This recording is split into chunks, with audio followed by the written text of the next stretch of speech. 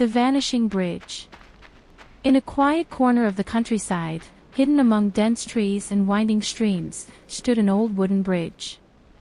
It was small, barely wide enough for two people to cross at once, and it spanned a shallow stream that trickled endlessly below.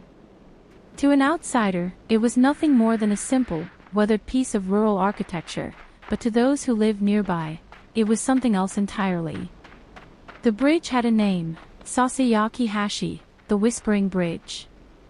And the whispers weren't the kind carried by the wind through the leaves. No, these whispers were different.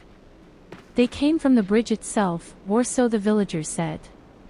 Those who dared to cross it after dark would often hear faint voices calling them back.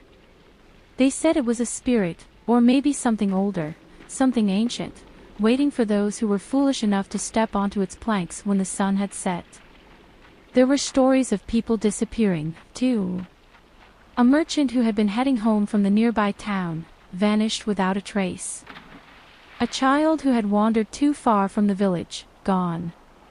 No screams, no struggle. Just gone. The villagers had long ago stopped questioning why. They simply knew that the bridge was no place for anyone after the sun went down. One autumn evening, a young man named Elias arrived in the village. He was a skeptic, a traveler who'd heard the whispers of the bridge but dismissed them as superstition. He was amused by the fear in the villagers' eyes when they spoke of it, their warnings falling on deaf ears. He was confident, too confident, that he would be the one to prove them all wrong.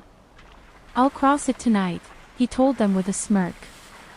"And when I get to the other side, we'll know for sure if these stories are just that, stories." The villagers watched him go, some shaking their heads, others muttering quietly among themselves. As the sun dipped below the horizon, Elias made his way to the bridge, lantern in hand. The night air was cool, and a thick mist hung over the stream, twisting and curling around the bridge like fingers. The bridge creaked underfoot as Elias stepped onto it, the wood old and weathered. He glanced over his shoulder. The village was little more than a shadow behind him now. The air was still, too still. No wind, no sounds of wildlife. Just the steady murmur of the stream beneath. He took another step. Then another. His footsteps seemed unnaturally loud in the silence. "Turn back." The voice came out of nowhere, soft, like a breath against his ear. Elias froze. His heart skipped a beat. He looked around. Nothing. The bridge was empty, no figure, no movement. Just the quiet murmur of the stream and the oppressive stillness of the night. "Probably just the wind," he muttered to himself, shaking off the unease that had crept into his chest. But his steps were less confident now. He continued forward, his lantern casting long, flickering shadows against the trees that loomed on either side of him. "You shouldn't be here." The voice came again, louder this time. More insistent. Elias spun around, but still, there was nothing. No one. The trees seemed to stretch farther back into the dark, the path behind him swallowed by the thick mist that had begun to rise from the ground. His pulse quickened.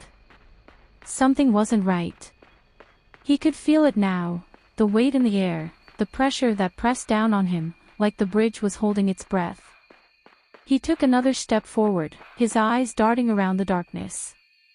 The bridge stretched out in front of him, endless now, the mist blurring the edges of the world. He felt the unmistakable pull to keep going, as if the bridge itself were drawing him in. And then, he saw her. A woman, standing at the far end of the bridge. Her long, dark hair hung over her face, her body unnaturally still. She was dressed in a tattered kimono, wet as if she had been standing in the stream for hours.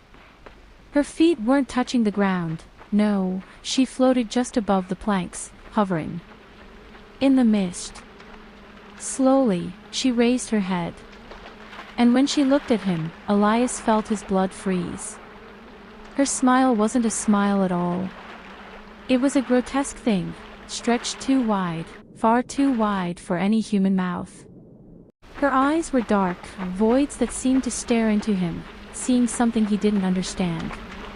Elias took a step back. His heart pounded in his chest. Who are you?" he asked, his voice shaking. She didn't respond. She only took a slow, deliberate step forward. Then another. And another, until she was right in front of him. Elias felt his breath catch. He couldn't move. He couldn't speak. "Stay." The voice was louder now, not from her mouth, but from everywhere, surrounding him, pressing against him, drowning out everything else.